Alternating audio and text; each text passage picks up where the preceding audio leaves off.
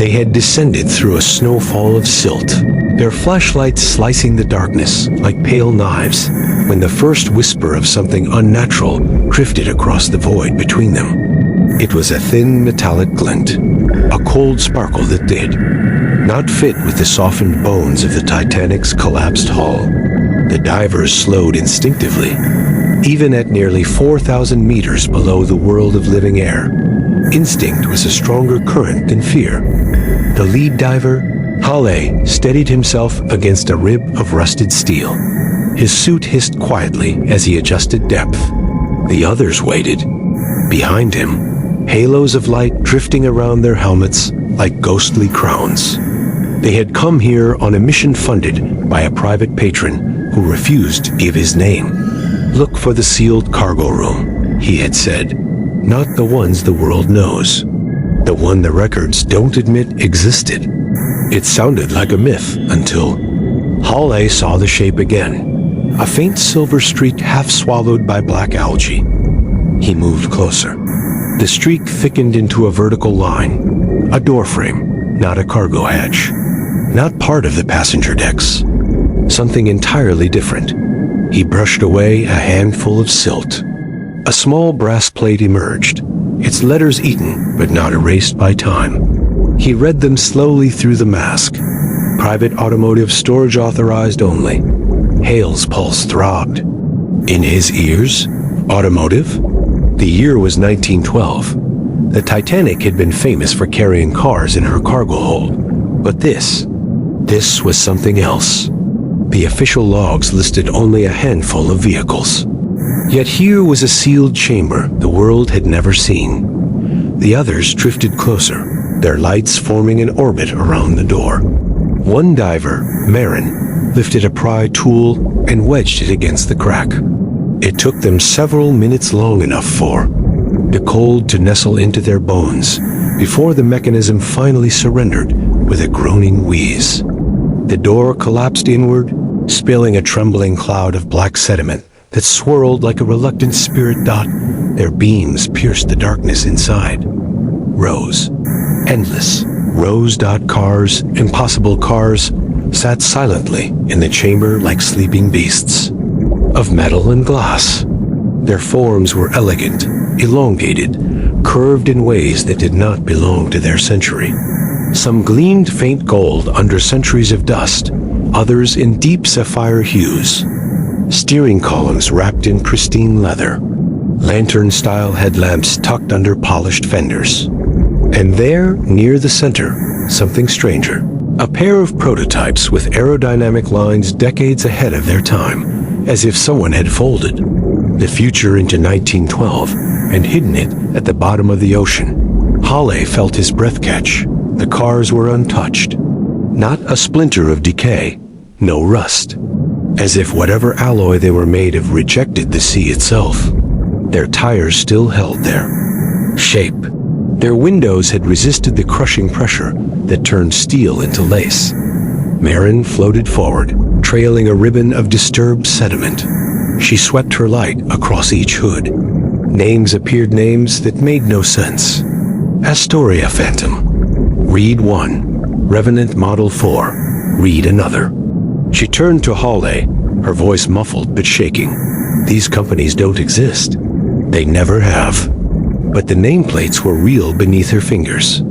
Behind them, the heavy door groaned again. The pressure of the ocean was reclaiming what they had borrowed. Halle motioned for the team to advance deeper into the chamber. His heart pounded not from fear, but from wonder. Whoever placed these cars here had built a sanctuary, a tomb of brilliance. They reached a platform that rose slightly above the floor. It held just one car-sleek, low metallic pearl in color, its surface smooth as moonlight. Its design was unmistakably modern, but not modern in any way they recognized.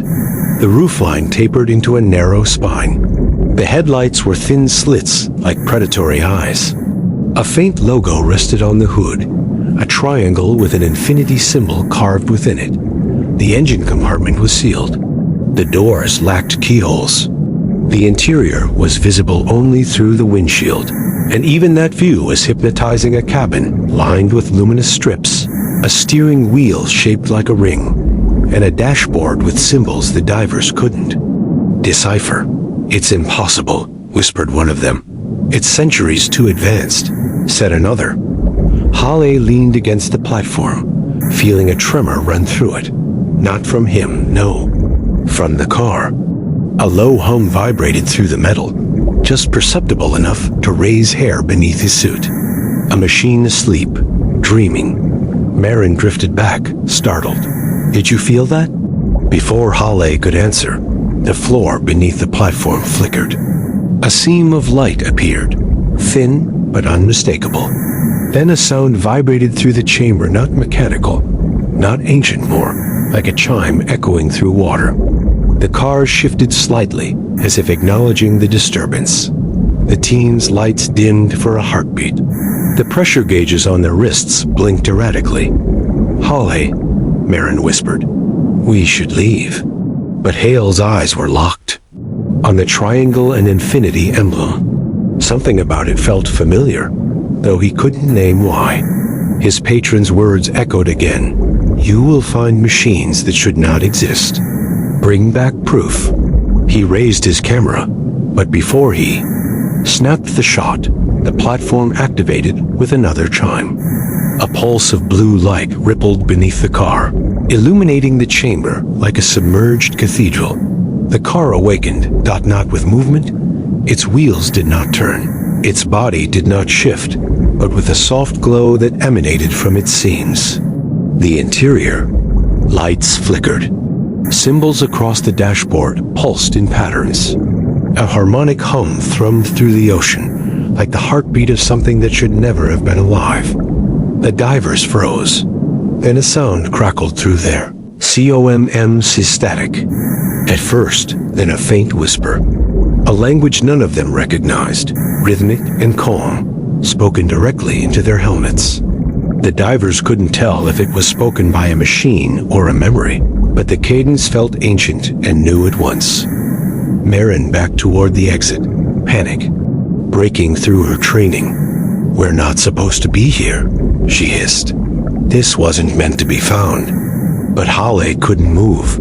He felt a pull, gentle but undeniable, coming from the car. It was as if the machine were reaching toward him across time, beckoning, inviting. He floated closer. His light skimmed across the windshield, revealing shapes that hadn't been visible before. Faint handprints on the inside of the glass. Not from the divers, not from the sea. From someone who had once sat inside that impossible machine. "Marin," Hale said, "someone drove this." Her silence was answer enough. The whispering continued in their coms, growing clearer. Words began to form, not in English, not in any human language they knew. Yet the meaning pressed into Hale's mind like a hand against glass. Awaken, witness, remember. A sudden tremor shook the chamber. Rust drifted from the ceiling in a red snowfall. The Titanic groaned, a long, anguished moan that rolled through the structure like a warning from the grave. One of the divers shouted that their oxygen readings were dropping too quickly. Hale shook himself free. "We're leaving," he ordered. They turned toward the exit, but the doorway was no longer a doorway. The pressure shift had warped it, twisting the frame inward. A curtain of silt drifted like a veil, and behind it, the corridor they had entered from seemed narrower, darker. Marin kicked forward first, forcing her body through the warped threshold. The others followed, except Hale. He lingered 1 second, too long, staring back at the shimmering car. The hum softened. The glow dimmed. The whisper returned, only one word this time, delivered with uncanny clarity. Return. The word echoed in his mind long after he exited the chamber.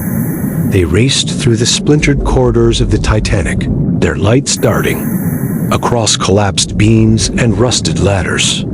The ship seemed to shift around them, collapsing into itself like a dream dissolving into waking.